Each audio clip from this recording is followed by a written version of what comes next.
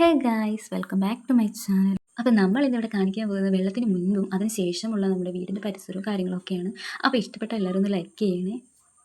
അപ്പോൾ ലൈക്ക് ചെയ്യാൻ മാത്രമല്ല, ഇഷ്ടപ്പെട്ട നമ്മളൊന്ന് സബ് ചെയ്ത് സപ്പോർട്ട് കൂടി ചെയ്യണേ. അപ്പോൾ നിങ്ങൾക്ക് കാണുമ്പോൾ തന്നെ മനസ്സിലാവുന്നുണ്ടാവില്ല, നമ്മുടെ വീടിൻ്റെ മുറ്റത്തുള്ള കണ്ടമാണ്. കണ്ടത്തിൽ ഇത് നേരത്തെ വീഡിയോ ആണ്, കൃഷി ഉണ്ടാകുന്ന സമയത്താണ്. ഈ ഇടയ്ക്ക് 2 വർഷമായിട്ട് കൃഷിയും കാര്യങ്ങളൊന്നും ഇല്ലാതെ കാടൊക്കെ പിടിച്ച് കിടക്കുകയാണ് കണ്ടം.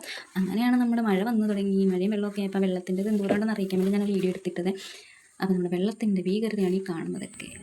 അത് നിറയെ വെള്ളം കയറിയിട്ടുണ്ടായിരുന്നു വീടിനകത്തൊക്കെ. ഈ വെള്ളം ഇങ്ങനെ ഓളടിച്ചപ്പോൾ നമുക്ക് ശരിക്കും പേടിയാവും കേട്ടോ. ഈ വീഡിയോ ജസ്റ്റ് നമ്മുടെ വീട്ടിലേക്ക് വെള്ളം കയറിയ സമയത്ത് എടുത്തിരുന്ന വീഡിയോ ആണ്. ഇത് കഴിഞ്ഞ് നമ്മൾ മാറിക്കഴിഞ്ഞ് തിരിച്ചിപ്പോൾ വന്നു കഴിഞ്ഞപ്പോഴത്തേന് നോക്കുമ്പോഴത്തേന് ഭിത്തിയിലെ ആ ഒരു വാട്ടർ മാർക്കൊക്കെ വെച്ചിട്ടാണ് നമ്മൾ വെള്ളം എത്രത്തോളം നമ്മുടെ വീടിനുള്ളിൽ കയറിയിട്ടുണ്ടെന്ന് മനസ്സിലാക്കുന്നത്. ഇത് നമ്മുടെ വീടിൻ്റെ ബാക്ക് സൈഡ്, നമ്മുടെ പഴയ തറവാട് വീടാണ് ഇത്. ഇതിലൂടെ ഫ്രണ്ട് വഴി കയറാൻ പറ്റില്ല, നമുക്ക് നിലയില്ലാതെ വെള്ളമായി. അതിൽ കൂടെ വേണം നമ്മൾ അകത്തേക്ക് കയറാൻ. നനഞ്ഞ് പറഞ്ഞ് മുട്ട് വരെ വെള്ളം കൂടെ ഇങ്ങനെ നമ്മൾ പോയി നമ്മുടെ ബാക്ക് വശം വീടിൻ്റെ നടക്കുന്നില്ല. കാലം മുട്ടിന് മണ്ടയ്ക്ക് വെള്ളം. ഈ വെള്ളത്തിലൂടെ ഇങ്ങനെ കണ്ടിന്യൂസ് സാധനങ്ങളൊക്കെ അങ്ങോട്ടും ഇങ്ങോട്ടും മാറ്റിക്കൊണ്ടിരിക്കുക എന്ന് പറഞ്ഞാൽ ഭയങ്കര ബുദ്ധിമുട്ടുള്ള കാര്യമാണ്. കുറച്ച് നേരം കഴിഞ്ഞ് കഴിയുമ്പോൾ നമ്മുടെ കാലൊക്കെ മരച്ച് കയറുന്നു. കാരണം അത്രയും സമയം നമ്മൾ വെള്ളത്തിൽ നിൽക്കുന്നതുകൊണ്ടാണ് കാലൊക്കെ മരച്ച് ചെയ്യുന്നത്. നമ്മൾ വെള്ളത്തിലൊക്കെ വീണിട്ട് ചാവൂലേ, അത് അവരുടെ മൃതദേഹങ്ങളൊക്കെ കഴിയുമ്പോൾ എങ്ങനെയിരിക്കും അതുപോലെയൊക്കെ നമ്മുടെ കാലൊക്കെ. കാരണം കണ്ടിന്യൂസ് ഒരു ഡേ ഫുള്ള് നമ്മൾ വെള്ളത്തിൽ നിൽക്കുന്നുള്ളൂ. ഇതൊക്കെ എന്താണെന്ന് നിങ്ങൾക്ക് കാണുമ്പോൾ മനസ്സിലാവുന്നുണ്ടല്ലോ. ഒരു വെള്ളപ്പൊക്കവും ദുരിതവും കഴിഞ്ഞതിൻ്റെ അവശേഷിപ്പാണ് ഈ കാണുന്നതല്ല. അപ്പോൾ നമ്മുടെ വീട്ടിലേക്ക് പോകാനുള്ള വഴിയൊക്കെ വെള്ളം മൂടിക്കിടക്കുന്നത് കാരണം നമ്മൾ ബാക്ക് വശത്തുള്ള തോട്ടത്തിലെ വഴിയിൽ കൂടിയാണ് പോകുന്നത്. അപ്പോൾ ഇവിടെയൊക്കെ വെള്ളം കയറിയതാണ്. അതാണ് ഈ പായലൊക്കെ വന്നെടുക്കുന്നത്. എന്നിട്ടും വെള്ളം ഇറങ്ങാതെയാണ് കണ്ടത്തിൽ കിടക്കുന്നത്. അങ്ങനെ നമ്മൾ നമ്മുടെ സാധനങ്ങളൊക്കെ ആയിട്ട് പെട്ടെന്ന് തന്നെ വീട്ടിലേക്ക് എത്താൻ നോക്കുന്നുണ്ടായിരുന്നു. കാരണം വീടിനകമൊക്കെ ക്ലീൻ ചെയ്തിട്ടുണ്ടെങ്കിൽ നമ്മൾ പുറം ഭാഗത്തുള്ള പായലും കാര്യങ്ങളൊന്നും വാരി കളഞ്ഞിട്ടുണ്ടായിരുന്നില്ല. പെട്ടെന്ന് തന്നെ സാധനങ്ങളൊക്കെ വീട്ടിലെത്തിച്ചതിന് ശേഷം ശടപടേന്ന് ജോലികളൊക്കെ തുടങ്ങിയിട്ടുണ്ട്. പായലൊക്കെ ചപ്പ് ചവറുകളാണ് അടിഞ്ഞു കൂടിയിരിക്കുന്നത്. പ്ലാസ്റ്റിക് കുപ്പികളായിട്ടും പല സാധനങ്ങൾ വന്ന് അടിഞ്ഞിട്ടുണ്ടായിരുന്നു കേട്ടോ. ഇതൊക്കെ പെട്ടെന്ന് തന്നെ ക്ലീൻ ചെയ്യാന്ന് പറഞ്ഞാൽ ഭയങ്കര ബുദ്ധിമുട്ടുള്ള കാര്യങ്ങളാണ്. ഇപ്പം ഈ നനവോട് കൂടിയിട്ടാണ് ഈ പായലൊക്കെ പെട്ടെന്ന് വാരിക്കളയാൻ. ഉണങ്ങിയിട്ടുണ്ടെങ്കിൽ അടിച്ചാൽ കൂടി പോകത്തില്ല കേട്ടോ. അങ്ങനെ വന്ന പാടെ ഞാൻ എൻ്റെ ജോലികളൊക്കെ ഓരോന്നായിട്ട് ചെയ്യാൻ തുടങ്ങിയിട്ടുണ്ടായിരുന്നു. അടിച്ച് വാരി തൂത്തുവാരി വൃത്തിയാക്കി വാരിയിട്ട പായലൊക്കെ എടുത്ത് കളയുകയൊക്കെ അങ്ങനെ കുറേ ജോലികളുണ്ടായിരുന്നു.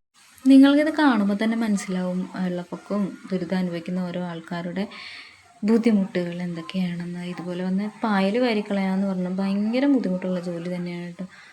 അത് നമ്മൾ എത്ര പേര് കൂടി ചെയ്താലാണ് അത് ക്ലീൻ ചെയ്യാൻ പറ്റുകയെന്ന് നമുക്ക് തന്നെ അറിയത്തില്ല. പിന്നെ പെട്ടെന്ന് തന്നെ അതൊക്കെ ചെയ്തു കേട്ടോ. എനിക്ക് ഇങ്ങനെ മടി പിടിച്ചിരിക്കുന്ന കാര്യമൊന്നും ഇഷ്ടമല്ല.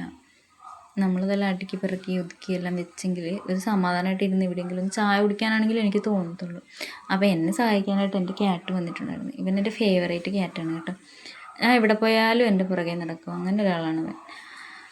അങ്ങനെ ഓരോരോ ഭാഗങ്ങളായിട്ട് ഞാനിങ്ങനെ ക്ലീൻ ചെയ്തിരിക്കുന്നു. ഞാൻ അകത്ത് കാര്യങ്ങളൊന്നും നോക്കണില്ല. അമ്മയാണ് അകത്ത് ബാക്കി കാര്യങ്ങൾ അടുക്കും പെറുക്കൊക്കെ നടക്കുന്നത്. ഞാനിപ്പം പുറം ഭാഗത്തുള്ള പായലൊക്കെ വാരി സെറ്റാക്കിക്കൊണ്ടിരിക്കുകയായിരുന്നു. ഞാനൊരു അടുക്കും പെറുക്കും തുടങ്ങിക്കഴിഞ്ഞാൽ പിന്നെ ഒരു അന്തവും കുന്തവും ഇല്ലേ. കാണുന്നതൊക്കെ അടിക്കും പെറുക്കും വെക്കാൻ തോന്നുന്നു എന്ന് പറഞ്ഞ പോലെയാണ്. വൃത്തിയാക്കാൻ ഇറങ്ങിക്കഴിഞ്ഞ് കഴിഞ്ഞാൽ എവിടെ എന്തൊക്കെ കാണുന്നതെല്ലാം അടിച്ച് പെറുക്കി വാരിയും കൂട്ടിയും തീ ഇട്ടുമൊക്കെ നടക്കാൻ എനിക്ക് ഭയങ്കര ഇഷ്ടമുള്ള കാര്യമൊക്കെയാണ്. നമ്മൾ ചെയ്യുന്ന പരിപാടികളൊന്നും ചില്ലറ പണിയില്ലെന്ന് ഇതുപോലെ ദുരിതം അനുഭവിക്കുന്നവർക്ക് മാത്രമേ അറിയാൻ പറ്റത്തുള്ളൂ. കുട്ടനാടുകളൊക്കെ താമസിക്കുന്നവർക്കും അല്ലെങ്കിൽ വെള്ളപ്പൊക്കം നേരിടുന്ന ആൾക്കാർക്കും ഒക്കെ മനസ്സിലാകും എന്തോരം ബുദ്ധിമുട്ടാണ് അത് കഴിഞ്ഞ് വരുമ്പോൾ വീട് ക്ലീൻ ചെയ്യാൻ എന്നുള്ളത്. എനിക്ക് പണിയെല്ലാം ചെയ്യുന്നതിനിടയ്ക്ക് വേഗം ഒരു കട്ടൻ കുടിച്ചൊന്ന് കിടന്നാൽ കൊള്ളാമെന്നുള്ളത്. കാരണം നട്ടുച്ചയ്ക്കാണ് വന്ന് വീട്ടിൽ കയറുന്നത്. വെയിലടിച്ചപ്പോൾ തന്നെ മൈഗ്രെയിൻ സ്റ്റാർട്ട് ചെയ്തിട്ടുണ്ടായിരുന്നു. തലവേദന എന്നൊക്കെ പറഞ്ഞാൽ എനിക്കറിയത്തില്ല അതെങ്ങനെയാണ് പറഞ്ഞു തരേണ്ടത്. കണ്ണിൽ നിന്ന് വേദന വരുവാണോ, കഴുത്തിനാണോ വേദന, തലയുടെ പിറകിലാണോ, പറഞ്ഞു തരാൻ എനിക്കറിയത്തില്ലായിരുന്നു. അതുവഴി വേദനയായിരുന്നു. അപ്പോൾ നമ്മുടെ വീട്ടിൽ നിന്ന് വെള്ളമൊക്കെ ഏറെക്കുറെ ഇറങ്ങി മുറ്റത്തുനിന്നും വഴിയിൽ നിന്നും ഒക്കെ ഇറങ്ങിയിട്ടുണ്ടായിരുന്നു. കുറച്ച് നേരം അവിടെ ഇവിടെ തട്ടിമുട്ടിയൊക്കെ നിന്നതിന് ശേഷം ഞാൻ ഓടിപ്പോയി കട്ടൻ ചായ കുടിച്ചിട്ടുണ്ടായിരുന്നു. കാരണം എനിക്ക് തലവേദന എനിക്ക് അറിയത്തില്ല എന്താണ് ഇങ്ങനെയാണ്. പിന്നെ വേഗം ഒരു ടാബ്ലറ്റൊക്കെ വെച്ചിട്ട് ഞാൻ ശക്കല നേരം കിടന്നിട്ടുണ്ടായിരുന്നു. കാരണം എനിക്ക് തലവേദന അതുപോലെ കൂടിയിട്ടുണ്ടായിരുന്നു.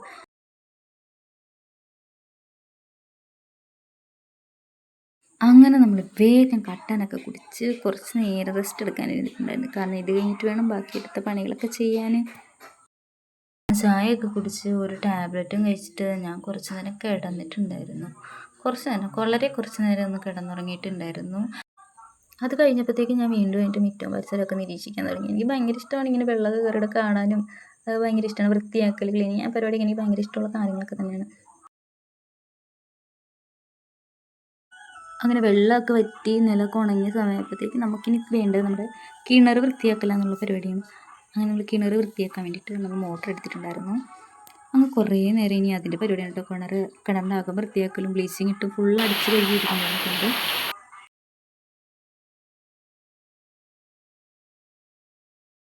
അങ്ങനെ കിണറൊക്കെ അടിച്ച് കലക്കി കഴുകിയിട്ടിരിക്കണം. കാര്യം എന്താണെന്ന് വെച്ചാൽ നല്ല തണുത്ത വെള്ളമാണ് കേട്ടോ. ഇതിനകത്ത് നിന്ന് അടിച്ച് കയറി പോകുമ്പോഴത്തേന് നല്ല തണുത്ത വെള്ളം എന്ന് പറഞ്ഞാൽ നമുക്ക് അതിൽ നിന്ന് കയറാൻ തോന്നൂല. അങ്ങനെ കിണറൊക്കെ നന്നായി കഴുകിയിട്ട് മോട്ടർ അടിച്ച് കളയാൻ പോവാണ് നമ്മളിനി വെള്ളം കേട്ടോ.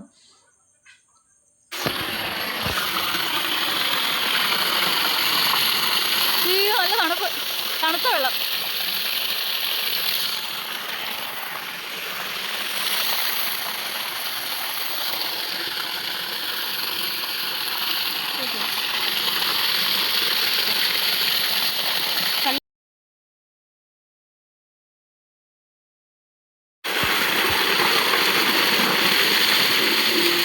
അവിടെ എല്ലാം മണ്ണ് ഇതാകുന്നു.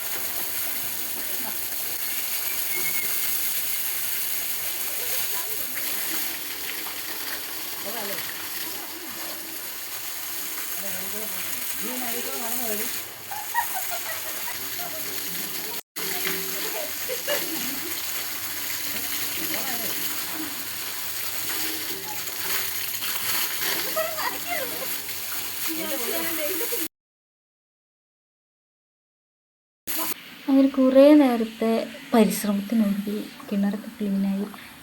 കിണറിലെ വെള്ളം ഫുള്ള് വറ്റിച്ച് കളഞ്ഞിട്ടുണ്ടായിരുന്നു. നമ്മുടെ കിണറിൽ നല്ല ഉറവയാണ്, അതാണ് സൗണ്ട് കേൾക്കുന്നത്. നല്ല ഉറവയെന്ന് പറഞ്ഞാൽ നല്ല ഉറവയാണ്. അപ്പോൾ പെട്ടെന്ന് തന്നെ ഇതിൽ വെള്ളവും ആവുന്നുണ്ടായിരുന്നു. നിങ്ങൾക്കിത് കാണുമ്പോൾ തന്നെ മനസ്സിലാവില്ലേ.